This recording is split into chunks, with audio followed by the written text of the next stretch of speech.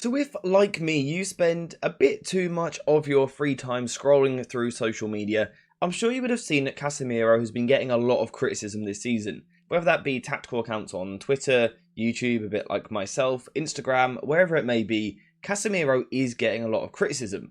Today I want to look into whether or not there's actually anything behind that, or are we all being a bit too harsh? We're going to break down, is he actually having a good season? And more importantly, is he a problem for Erik ten Hag? Now, to some of you, that may sound like a crazy question to even ask or even consider in the first place, because when we look at the stats from the season, Casemiro is Manchester United's top goal scorer with 4 goals in all competitions. How can your top goal scorer be a problem and having a bad start to the season? Doesn't make sense. Well, it does when you look at it and think about it a bit more, because realistically, Casemiro is a holding midfielder. You don't have a holding midfielder in the side to score goals. You have a holding midfielder in the side to do a slightly different job. But what is that job? What is it that Erik ten Hag wants from his holding midfielder? Well, a good way to kind of check this is go over to this FBref report from about 3 seasons ago. This was Edson Alvarez at Ajax under Erik ten Hag. Now, Edson Alvarez was Erik ten Hag's number 6 in that team, that holding midfielder, who was very central and very key to everything that they'd done. Now, the 2 interesting stats here are passes attempted and pass completion. So here we can see that Edson Alvarez is ranking in the 93rd percentile for passes attempted and the 97th percentile for pass completion. Let's now go over to Casemiro's FBref report from this season. Now, instantly what you're going to see is a massive drop off in those 2 areas. Now, to be fair, I'm not actually too worried about the passes attempted, but the pass completion now being in the 28th percentile is a big problem. And the reason that is such a big concern for me personally is because when we go back to this, Edson Alvarez really was key to what that Ajax side done in possession, the way he rotated into the defence at times, rotated into midfield, but kept things really, really simple on the ball. That was so crucial to let those around him, express themselves. Casemiro doesn't allow others around him to express themselves because he's trying to express himself too much. So what do I mean by that? So again, we'll start by looking at Edson Alvarez. What he would often do in possession is basically keep it incredibly simple and give it to the players that are more creative, more expressive around him. At times that would involve him dropping into centre-back whilst the centre-back stepped forward, but again, in these positions, he would keep his football really incredibly simple. Just playing simple sideways passes, occasionally playing the ball forward through the lines, but rarely would you find him really pinging a lot of long passes or going long with balls over the top. He was always just circulating possession in the middle of the park in these sort of areas here. Of course, if we then look at Casemiro in possession, he does something very different. I mean, we all know what Casemiro does. He pings the ball forward quite a lot. Now, of course, when those long passes come off from Casemiro, those adventurous passes, it looks really good and it makes him one of United's best chance creators in the final third. But at the same time, when you get those passes wrong, it leaves your team incredibly exposed. And if we go back to those pass completion numbers so far this season, it would suggest that Casemiro currently is getting it wrong, which is of course a net negative for United. Rather than just saying Casemiro is getting it wrong, we need to discuss why is he getting it wrong? What is he doing in possession which is making him do bad things on the ball? So here we go over to Once Video Analyzer Pro and we've got Casemiro here. Now, I just want you to watch him, as this move plays out. So this is United under pressure. Crystal Palace have just had an attack. United win the ball back and look to play their way out from the back. Initially, Mason Mount does really well. He carries the ball a little bit wider, kind of away from danger, under pressure. He moves the ball wide to Marcus Rashford. And we've still got Casemiro in this area here, in a lot of space. So what Marcus Rashford does is the right thing. He just plays a nice, simple ball into the feet of Casemiro. But what you will notice this whole time is that Casemiro has not once done something very, very simple. It looks like this. He doesn't do that once in the move, and that is called scanning. Scanning allows you to look around you and basically figure out, am I being closed down? Where are my teammates? How much time have I got on the ball? What direction do I need to take this first touch? All quite simple things like that. But I say simple, it's incredibly important in the modern game, particularly at the heart of the pitch, the midfield. Casemiro doesn't do it. And constantly this season, it's seeing him, again, getting closed down when he's not really aware of what's around him. Here, this player is able to sneak up on him all the way, and he loses the ball. He had so much time to receive that pass, get the ball at his feet and play forward, but he doesn't scan, so he loses possession. We've got another clip here. On this occasion, Crystal Palace are clearing the ball up the line and not really looking to pick out a pass here. They're just trying to get the ball away from danger because Rasmus Højlund is applying pressure to the ball. So the ball gets played up the line and it's going to come to Casemiro. The first thing we can see is that Casemiro has a lot of time and space. There's no player anywhere near him. However, once again, he doesn't do this. He doesn't look at what is around him. And as a result, players are able to kind of creep up on him and apply pressure pretty much out of nowhere and put tackles in and cause him to lose the ball. So this is one of the problems which Casemiro is facing in possession.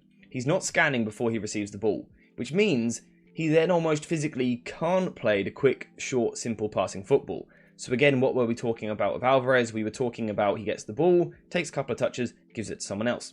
Gets the ball, takes a couple of touches, gives it to someone else. That's because he was always aware of what was around him.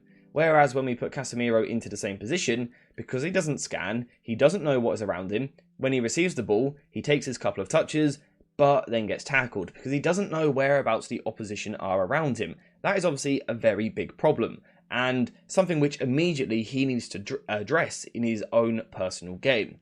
Something else he also needs to address is his passing. We know that he likes to play the ball forward far too quickly, far too often.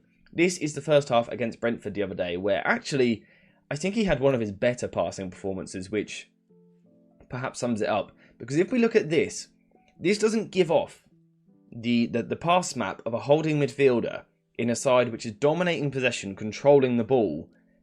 It just doesn't, it's not reflected in this.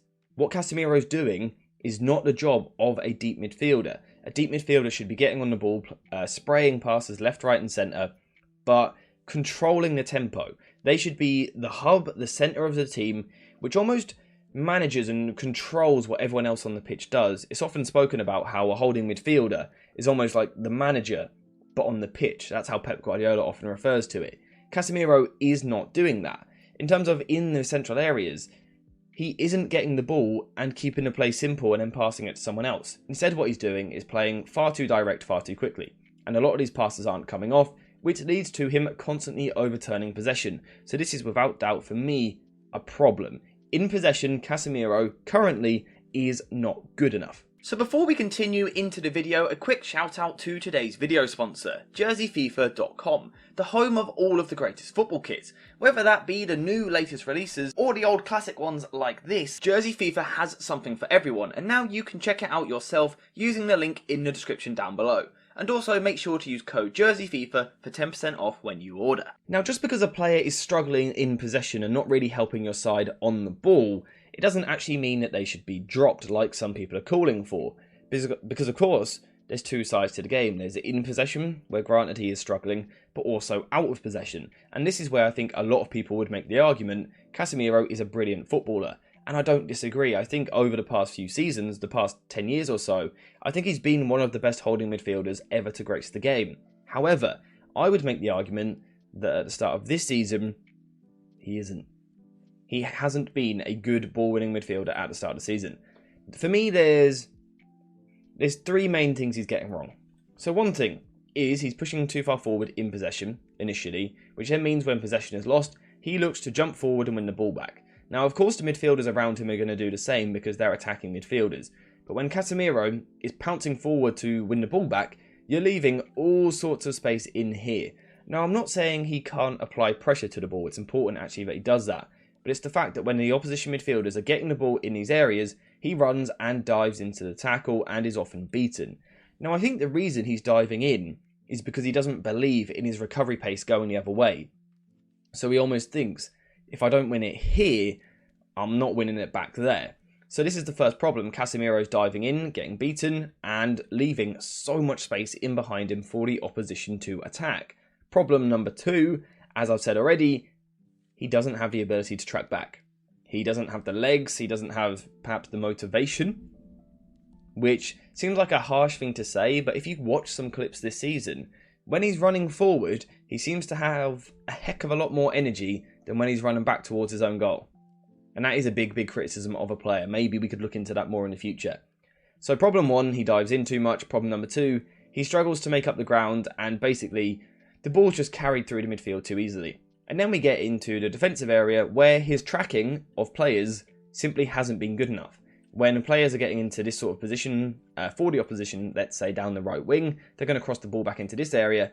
Casemiro hasn't been good enough at tracking the runs of players into this area, as we were talking about the other day in our cutback video. Casemiro has a lot of problems also from a defensive point of view, because basically he's almost just not ever getting close to the ball because he doesn't have the energy, and also he doesn't have the reading of the play at the moment. And also, when he does get close to the ball, he's still struggling. Look at this stat that I saw on Twitter the other day. Make sure to follow this account, by the way. It's really very good. But look at this stat.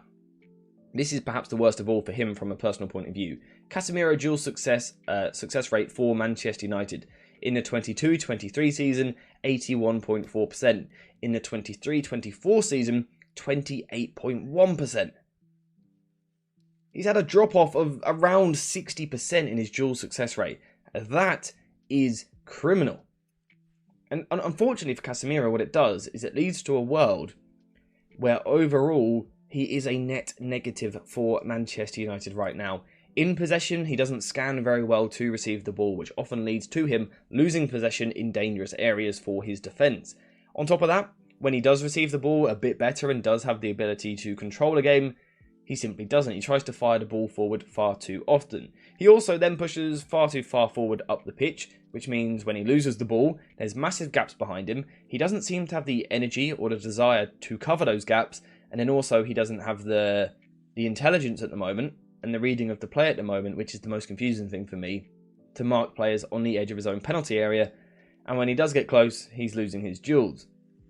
He's not really bringing much to the side. Not for a central midfielder.